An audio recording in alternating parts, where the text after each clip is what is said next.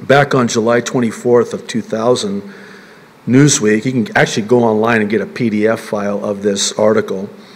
They published an article titled "Music on the Mind," and in it they state that scientists are finding the human brain is pre-wired for music by virtue of the powerful effect that music, like a drug really, has on the brain. That's a very interesting study for those of you who would be interested. The power of music. I've seen documentaries about how Alzheimer patients and people with dementia, when they listen to music, it really changes everything.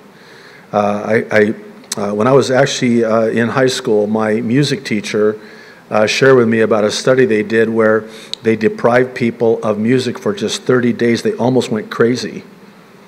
They would not let them listen to any music. They would not let them sing, hum, nothing.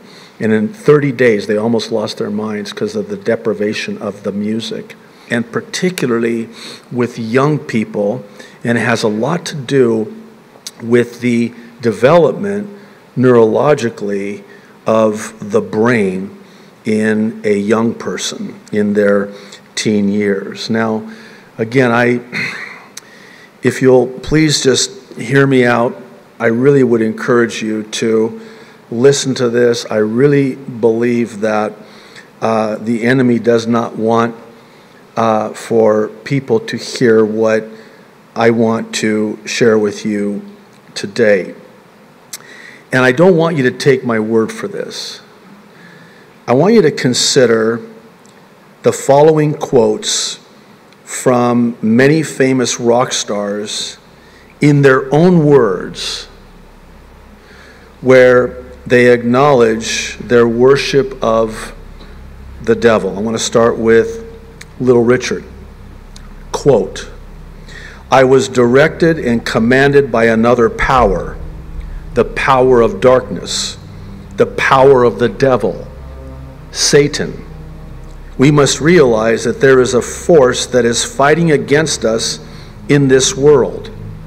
The devil was controlling our minds, directing our lives." Jimi Hendrix, quote, "I can explain everything better through music.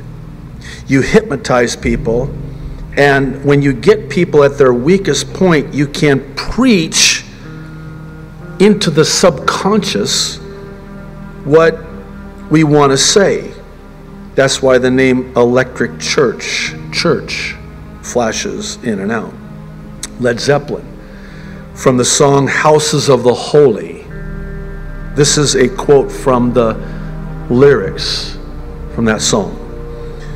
"Let the music be your master. Won't you heed the master's call, O Satan?" Close quote. Tori Amos, quote, "I wanted to marry Lucifer. I don't consider Lucifer an evil force. I feel his presence with his music. I feel like he comes and sits on my piano." Jerry Lee Lewis, quote, "I have the devil in me." David Bowie, quote, "Rock and roll has always been the devil's music. My overriding interest was in Kabbalah and Crowleyism." I want to come back to Crowleyism. "That whole dark and rather fearsome netherworld of the wrong side of the brain. I'm closer to the golden dawn immersed in Crowley's uniform." Close quote. Hit Parader magazine reported that Bowie would light candles, draw pentagrams on his walls while casting hexes and spells. John Lennon, quote, "I've sold my soul to the devil, but my joy is when you're like possessed, like a medium, you know. I'll be sitting around and it'll come in the middle of the night or at the time when you don't want to do it, that's the exciting part. I don't know who the expletive wrote it. I'm just sitting here and the whole expletive song comes out. So you're like driven and you find yourself over on a piano or a guitar and you put it down because it's been given to you, or whatever it is that you tune into. Listen to this, again quoting. The whole Beatle idea was, do what thou willst. Do what thou wilt shall be the whole of the law is a moral utterance found in the Thelemic foundation scripture, which is called the Book of the Law. Do what thou wilt is known as the Law of Thelema. Aleister Crowley, pictured here, taught this law in mentoring many of the most famous rock bands in the history of mankind. The cover of the Sgt. Pepper's Lonely Hearts Club Band by the Beatles showed a background of, according to Ringo Starr, quote, people we like and admire. Paul McCartney said of Sgt. Pepper's cover, we're going to have photos on the wall of all of our heroes. One of the Beatles' heroes is on the cover of the album, and it's the infamous Satanist Aleister Crowley. And it's believed that Crowley was Sgt. Pepper himself, who taught the band to play. Led Zeppelin. Crowley had a big, that's an understatement, influence on Led Zeppelin, as he did on all of these rock bands. Unbeknownst to most, much of the music that people idolize was written and sung by devout followers of Aleister Crowley and his Satanism. And he was a self-proclaimed Satanist. Guitarist Jimmy Page of Led Zeppelin is a devout follower of Aleister Crowley, who proclaimed himself as the Beast of 666. In 1971, Led Zeppelin guitarist Jimmy Page bought Crowley's mansion on the shore of Loch Ness, where Crowley practiced his satanic rituals, which, by the way, included human sacrifices. They actually found the remains of young boys there on his property. Guitarist Jimmy Page actually performed Crowley magical rituals during their concerts. Their song Stairway to Heaven, by the way, the most popular song of all time, bar none. Stairway to Heaven, interesting. It has this reference in Stairway to Heaven to the May Queen. This is the name of a hideous poem written by Aleister Crowley. Page had inscribed in the vinyl of their album Led Zeppelin III, Crowley's famous, "Do what thou wilt, so meet it be." Page and Robert Plant claim some of Zeppelin's songs came via occultic automatic handwriting, including their popular Stairway to Heaven. I think it was Rolling Stone magazine. I don't have the actual reference with me today. I do have it archived.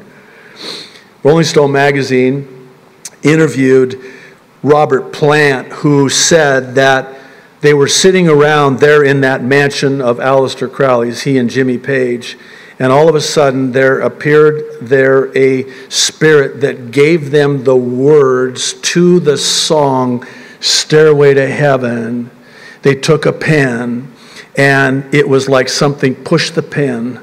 As they wrote the words to that song, not one word was changed ever.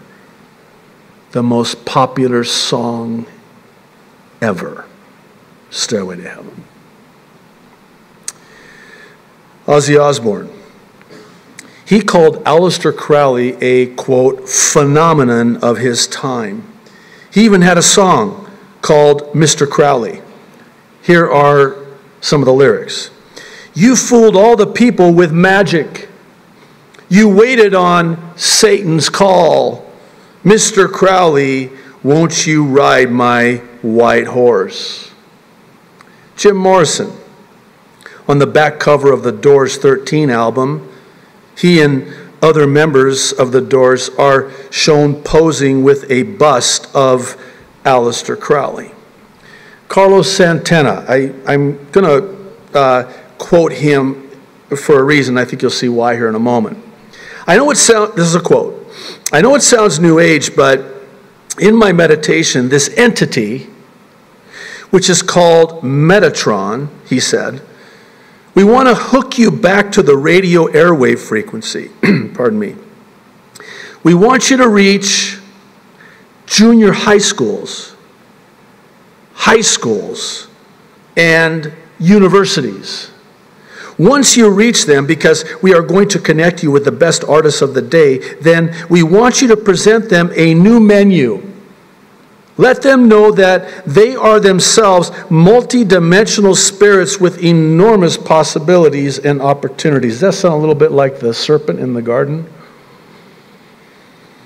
We want you to present them with a new form of existence that transcends religion, politics, or the modus operandi of education today. Keith Richards. The devil doesn't bother me. It's that God that expletives me off. There's a demon in me. I've got 4 or 5, and we're all good friends. So I thought I'd just singularize it. It's like, check yourself, and he's still there in me. I've learned how to control him, I guess, and that's what demon is about too. Kurt Cobain. I will get stoned and worship Satan. The title of the Black Sabbath's 1976 2-album compilation is We Sold Our Souls for Rock and Roll. AC/DC, this was, I'm sad to say, my favorite. And I have to say that to this day, when I hear an AC/DC song, it's still captivating to me. It's mesmerizing, it's captivating, and I find myself being, and it's been 35 years since I was, over 35 years since I was born again. I had every single one of their albums and all of the imports that you couldn't even get in the United States of America. They were bar none my favorite. And of course, the one they're most known for is their album titled appropriately, Highway to Hell. I can still to this day, not proud of it, recite every single word in that song about being on the highway. When I prayed and got saved, I actually prayed, I don't want to be on the highway to hell. I want to go to heaven. That was my simple, childlike prayer when I got saved. I want to quote Angus Young. He says, quote, by the time we're halfway through the first number, someone else is steering me. I'm just along for the ride. I become possessed when I get on stage. Michael Jackson, quote, it's all of a sudden a magic from somewhere that comes and the spirit just hits you and you lose control of yourself. I wake up from dreams and go, wow, put this down on paper, automatic writing.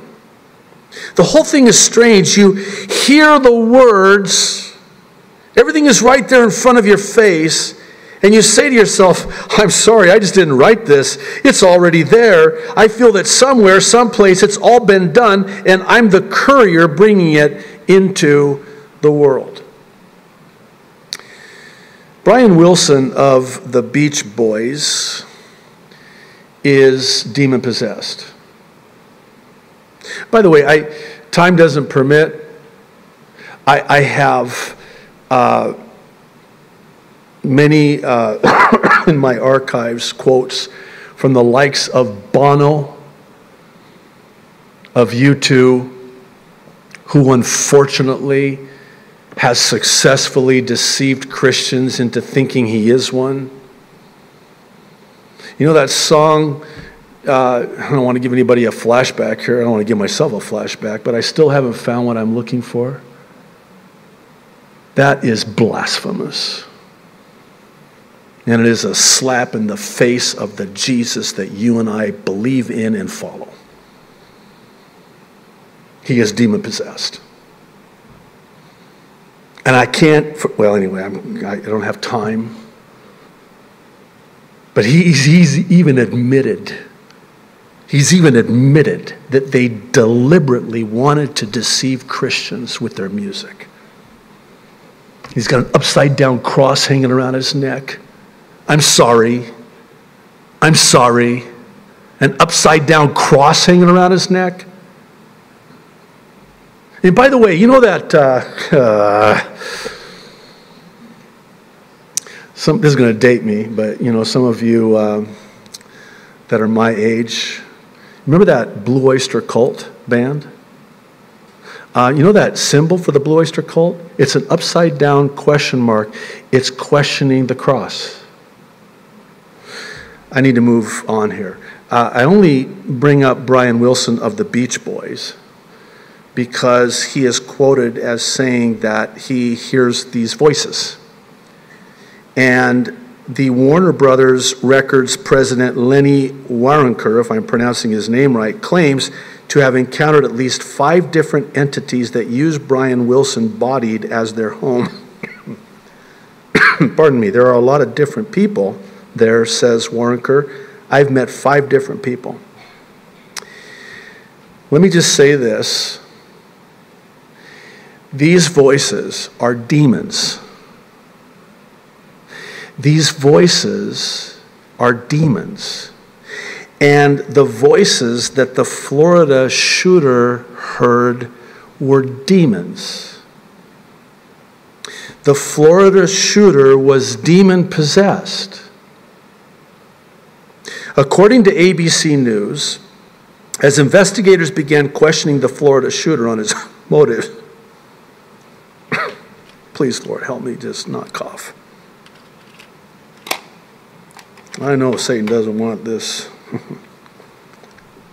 Can't even imagine the amount of warfare I went through yesterday.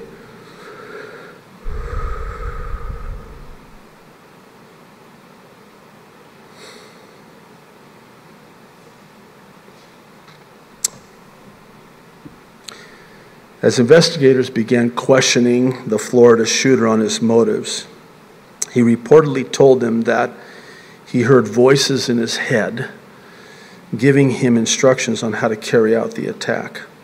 Law enforcement, to their credit, I'll say, described these voices, pardon me, as demons. That's because that's what they were. These were demons.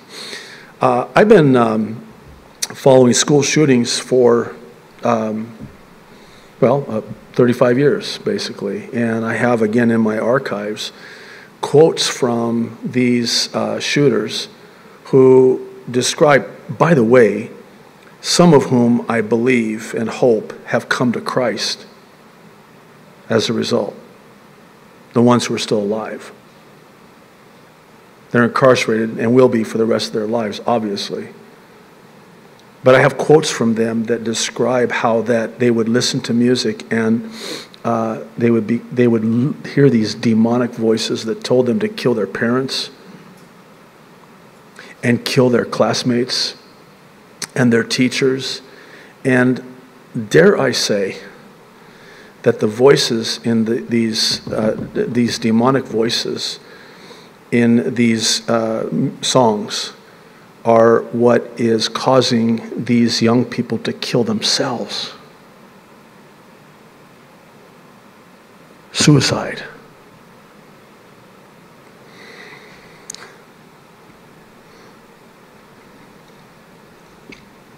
And to cut themselves.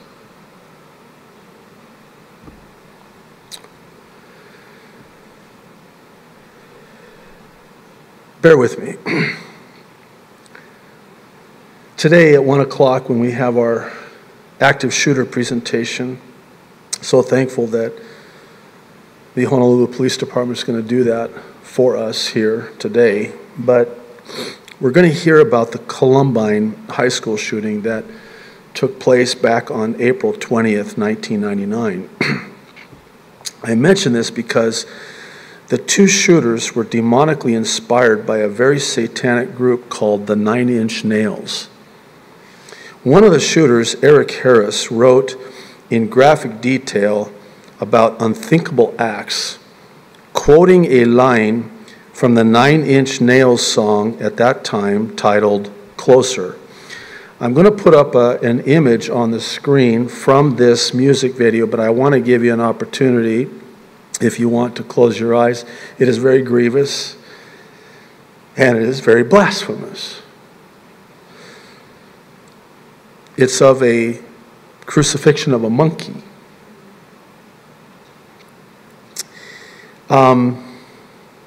It should be noted, by the way, that the nails used in Christ's crucifixion were believed to be 9 inches in length. How does the devil know that? He was there. He was there. And there's a band called 9 Inch Nails that blasphemes yours and my Jesus. In a People magazine article dated February 6, 1995, Trent Reznor of 9 Inch Nails was quoted as saying, and I'm quoting now, "If you think I worship Satan because of something you see in the Closer video," referring to this crucifixion of a monkey, great. Last week, my 19-year-old son Elias had me listen to a song on YouTube by a famous rapper named Kendrick Lamar titled, of all things, "Pray for Me." Oh, doesn't that sound nice? Pray for me. This is not a Christian rapper, so you understand. I never heard of this guy. Apparently, he's big. As of this morning, this video had over 18 million views after being posted just 17 days ago. Yesterday, when I was talking with Elias, he said, go back and check, because it was 15 million on Friday. He says, it's probably a couple more million now, and he was right. It was 17 million. I checked this morning, it's going to be 18 million. By the time I get home tonight, probably 19 million views. And it was posted 16, 17 days ago. You see them on the screen, and I want to explain this, but I want you to listen carefully to these lyrics from this song, okay? It's a rap song, so. Mass destruction, and mass corruption. Their souls are suffering men, clutching on deaf ears again. Rapture is coming.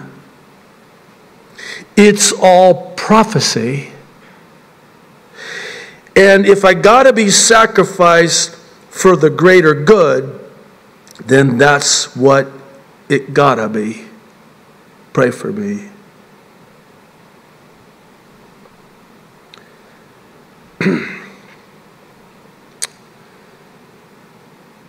I was telling my son, I said, you know, because he was commenting very insightfully, I might add, that isn't it interesting that these famous musicians know this? I mean, how do they know about the rapture? Oh. Isn't it interesting that they have a monkey on a cross and there's they don't blaspheme Buddha or Muhammad? Have you ever noticed how it is? Just bear with me. Have you ever noticed how it is that nobody ever takes the name of Muhammad in vain? Oh, Muhammad! Whoa, never heard that before. Oh, Buddha! No? Why? Well, you know the answer. Because they're not God. Jesus is God. Eyewitness News reporter Danielle Lee in court today. She's joining us now from Lower Manhattan with more. Danielle? Diana, witnesses repeatedly used the words evil and horrifying to describe what they saw that evening, October 25th, 2012. And while the descriptions of two young children nearly decapitated are hard enough to bear, for the first time today, jurors saw crime scene photos of that carnage. Building Superintendent Michael Minahan at times struggled to speak, describing the slaughter in the Upper West Side apartment complex where he worked. "I just saw red," he said, recalling rushing to a second-floor apartment in response to a mother's cries for help. Police say Marina Krim arrived home with her 3-year-old daughter to discover the family nanny, Yoselin Ortega, had slit the throats of her 2 other children, ages 2 and 6. Then they say Ortega turned the knife on herself. Of Ortega, the super said, "I opened the door and I see someone staring with the eyes of the devil right in my face." One of the first officers to respond to 911 calls, Detective Bradley Gore, remembered the super meeting him at the door and saying whatever is in there is evil.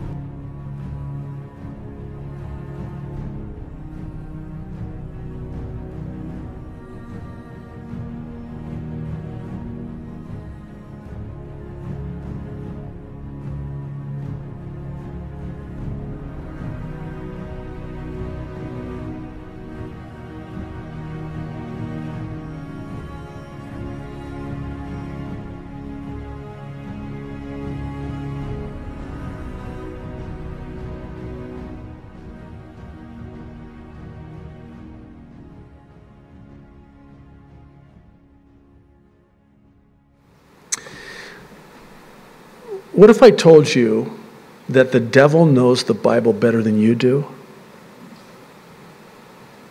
Would you believe me? Would you believe that the devil knows the Bible better than any pastor does, myself included? Let me take it a step further. The devil knows Bible prophecy better than any of us do. Rapture's coming. It's all prophecy. It reminds me in the book of Revelation where we're told that in chapter 12 that Satan knows he hath but a short time. Isn't it interesting that the devil has an urgency,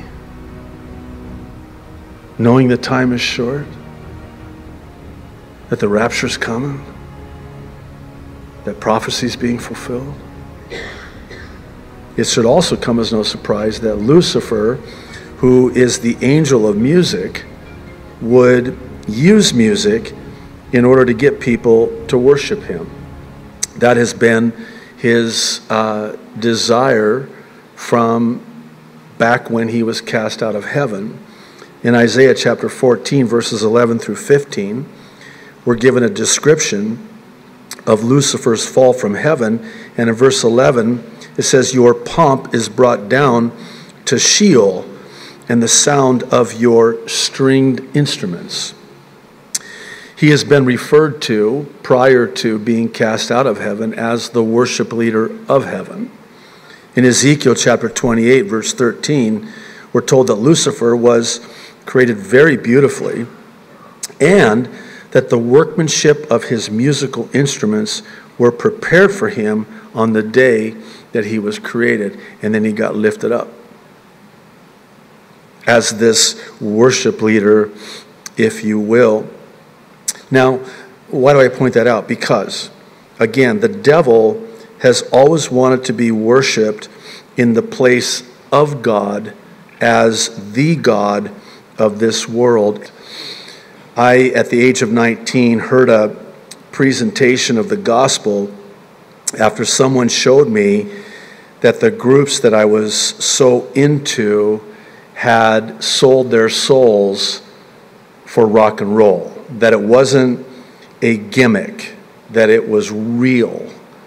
And my eyes were open to the reality that the devil was real. And the conclusion I came to was, if the devil was real, then that meant that Jesus had to be real as well. One of the things that I realized was, and I came to a personal knowledge of the devil before I came to a personal knowledge of Jesus Christ, if that makes any sense. And that's how I came to Christ.